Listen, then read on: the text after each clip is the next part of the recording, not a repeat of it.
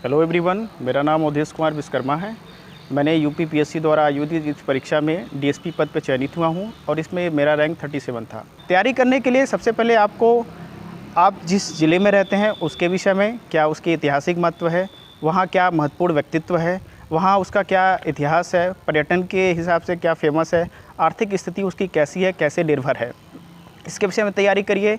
आपने अपना ग्रेजुएशन कहाँ से किया है? जैसे मैंने अपना ग्रेजुएशन बीएचयू से किया है, तो निश्चित रूप से ये मेरी जिम्मेदारी बनती है कि बीएचयू के विषय में जानूँ, वहाँ के फाउंडर मदन मोहन मालवीय जी के विषय में जानूँ।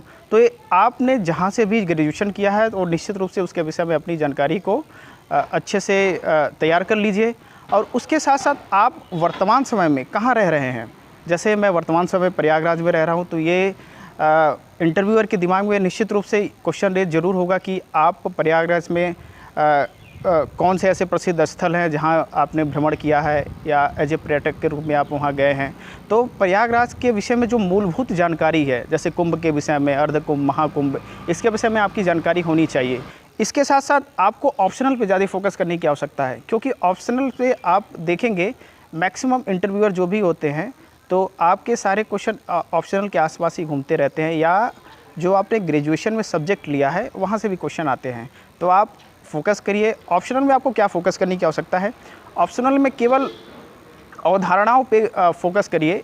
जैसे आप ऑप्शनल में बहुत डीप स्टडी करते हैं, बहुत सारे थिंकर को पढ़ते हैं, बहुत सारे आलोचक को पढ़ते हैं, बहुत सारे विश्लेषक को पढ़ते हैं, तो उनको यहाँ पे उनकी आवश्यकता नहीं है।